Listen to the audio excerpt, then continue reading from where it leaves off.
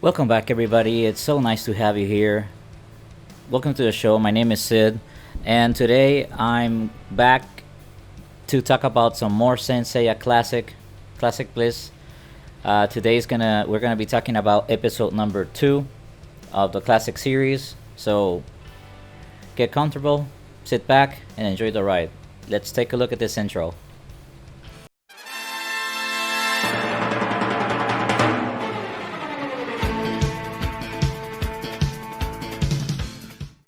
All right. So one of the things that I forgot to mention on the previous episode, on episode 1, was that at the very beginning of the show, you see this coliseum. I know I said a coliseum, but you see a city coliseum, an arena is a better word, where you see the unicorn saint and the lionette saint battle it out.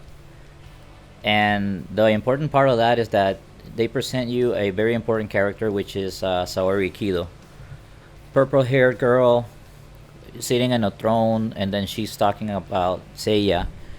The tournament is going fine, Grandpa, and we're waiting for Seiya to arrive with the Pegasus armor. And then episode 1 happens. So today, I want to talk about episode 2, which is titled When Seiya Wears the Pegasus Cloth or Pegasus Armor. So, what's new? Seiya returns to Japan with the Pegasus armor after winning it in Greece against Cassius. Okay, perfect. So, the chapter starts off with again Jabu Unicorn. Jabu is his name, Jabu. Making battle versus I think his name is Ichi or something. I forget. That's the lionette saint. Don't confuse him with Leo, the bigger lion. Lionette, and they exchange some blows, but at the end Unicorn is the winner. During the match, while the match unfolds, Saori, this is why I had to bring her in at the beginning of the video. She's watching from high atop on her special seat or something, her throne, if you want to call it. And her butler, I guess, his name is Tatsumi, bald dude, very ugly dude. He comes in and says, "Ma'am, Seiya has arrived from Greece." And then she goes like, "Oh, perfect. I'll meet him right away." So the next scene happens, and Seiya is, all like with his blue jeans and sneakers and, red top with no sleeves. He's wearing the bronze, not wearing the, but he's carrying the bronze cloth on his back, big old box, and some straps like that, like a backpack, right? And then Saori tells him something like, "Hey, welcome back. It's been a while, Seiya." And then he turns around and he says, "Hey, here's the armor. Where's your grandpa? Where's my sister?"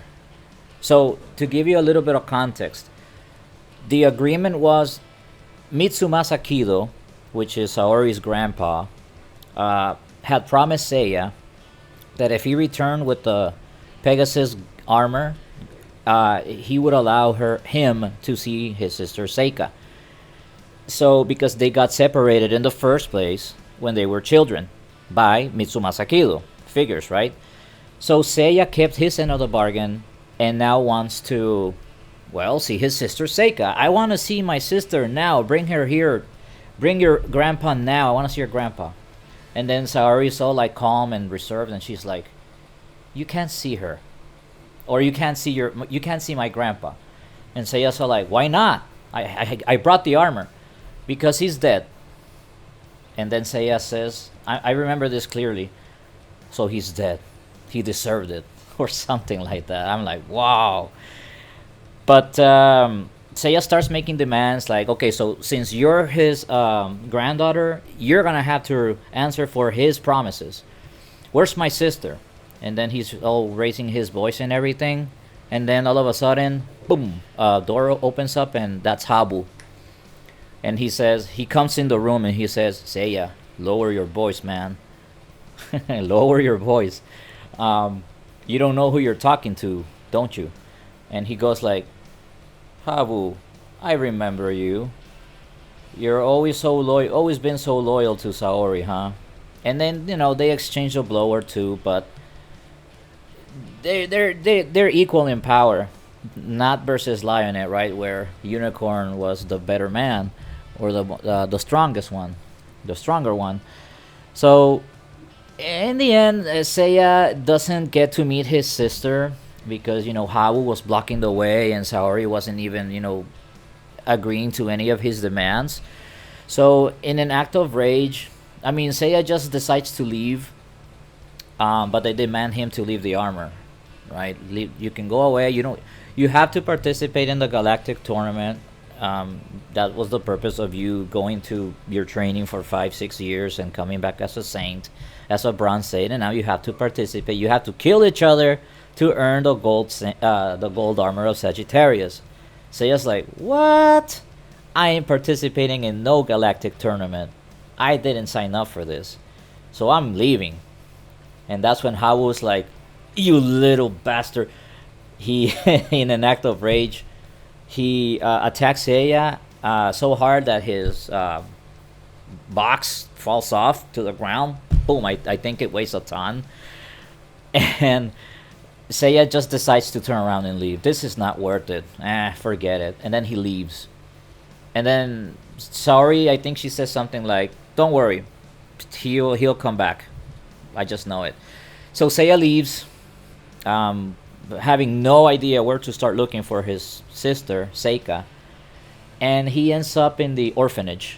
Again, because remember, of course, they trained, all of them are orphans. And they were, like, what's the word? They were selected from an orphanage out of 100 kids to be specially sent to locations, specially trained it is, to special locations to become a bronze saint. Seiya was one of them, so he returns to the orphanage where he once called home. There's this girl called Mino or Miho. Correct me if I'm wrong down in the comments. Mino. I'm gonna go with Mino. So, hey, Seiya, you came back. Have you been 6 years? Blah, blah, blah. Nice to see you. Yeah, okay. Hi, how you doing? So Seiya's all down and depressed. And, hey, what's wrong? Well, I came back with the armor, but I still haven't found my sister. They're talking, out on the outdoors and everything. And she built some sense into him. Like, he's telling Mino, hey, Mino, there's this tournament they're asking me to participate in, and they promise that if I do, they're gonna help me find my sister and everything. But I don't believe them. I was deceived the first time. I'm not gonna do it anymore. And then she goes like, you're right, but think about it. If Seika's in the city, wouldn't participating in the tournament would expose you more to the public? Maybe she can see you on TV and she can eventually find you at the arena. And Seiya's all like, hey, that's not a bad idea at all. And then I remember it clearly. She tells him, you have to think. And then Seiya's all like, he shows like a very gratifying face, like, hey, thank you. And then they stare at each other for a second or two, like if they're like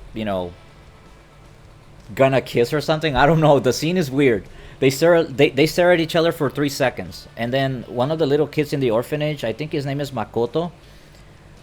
Yeah, Makoto. He just like barges in between them and says, hey, what are you guys two doing, you lovers? Or something like that. And then they get all embarrassed and everything. But anyway, it's just a fun moment in the episode. They really never do anything, just to give you a spoiler alert. A spoiler alert. I already told you the spoiler. So anyway, Seiya gets convinced to participate in the galactic tournament in order to have Seika notice him and eventually meet at the arena. So that's the plan. So Seiya, comes back to the foundation, Kido Foundation, and says, alright, listen, Saori, I'm gonna go ahead and participate in the tournament, but in exchange, I want you to help me find my sister. Okay? Perfect, deal. So the first battle comes up, and he's supposed to face the Saint of the Bear. The Saint of the Bear. I guess the Bear Saint. It's this big dude with dark blue armor, and he's like twice the size of Seiya. I don't know why Seiya picks on bigger dudes, but hey, that's the anime. So they start fighting. The battle is pretty short. It doesn't even last half a chapter. I guess Seiya throws some kicks here and there, but Bear's main attack is grabbing him by the throat like that and raising him in the air like, I got you now. You're not gonna. No one has escaped these arms ever before. I'm gonna strangle you to death. And then Seiya's all like, oh, he's so strong and everything, and he's gonna snap my neck. And then on the, like on the, what do you call it, on the monitor, on the big monitor on the arena, they show like the pressure that he's like putting into his neck, and it's like 2,000 Ks or kilos. That's like insane. That's not even human. No human can withstand that amount of pressure. And then they start, saying stuff like the bear saying, usually trained in the he trained in the mountains, strangling actual bears. Doesn't that sound familiar, actually? Anyway, he trained strangling bears. That's Zangief reference, by the way. Street Fighter. Let me know. So he trained in the mountains strangling bears, and that's where he got his immense strength. That's why he became a Bronze Saint. Okay, anyway, so back to the fight. So Seiya's up in the air like that, and he's getting strangled to death.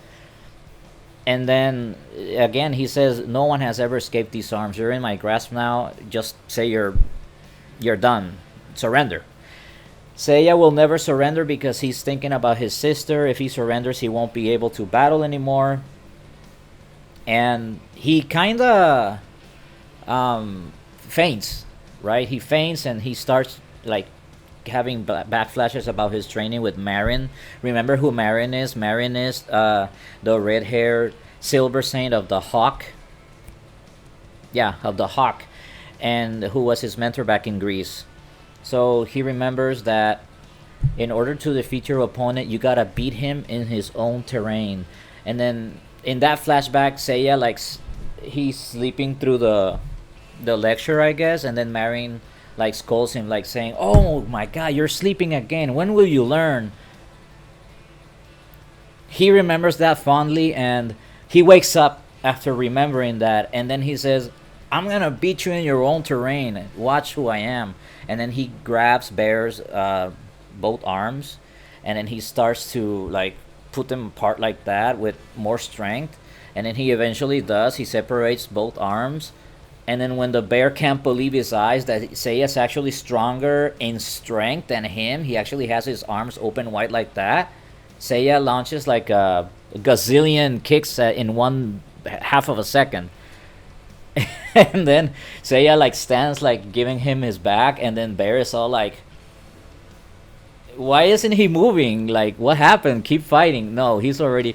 And then the monitor says, and the winner is Pegasus. And you're like, wait, what? Bear standing, he's still standing. How come you're declaring him the winner? Nah, a second after, you see Bear's armor like shatter into a million pieces and falls to the ground on his back. And Seiya like lifts his arm like that in victory, and okay, hey, the Saint of Pegasus has won his first victory. At the scene on the other I said gold saints, other bronze saints, kind of made a comment or two about him, like he's a worthy foe, a dangerous foe. We gotta watch out for him. And you see Dragon, and I think you see Andromeda too. Correct me if I'm wrong. But anyway, Seiya wins, and that's the end of the chapter. I hope this wasn't too long, or I hope this wasn't too confusing for you guys. And if it was, please excuse me. I am still trying to get comfortable speaking to the camera right here. But I hope you liked it. Nothing more to say other than thanks so much for making it this far in the video. Thanks for liking the video if you liked it if you liked it. Subscribe, because again, like I said, I'm making a series of 114 videos representing one video every single chapter of the classic series. Like I said, the classic series is 114 episodes. I'm making 114 chapters or videos. So hey, it'll be nice if you can stick around. So with no further ado, my name is Sid. Thank you so much for watching. I'll see you guys on the next video. Thank you so much.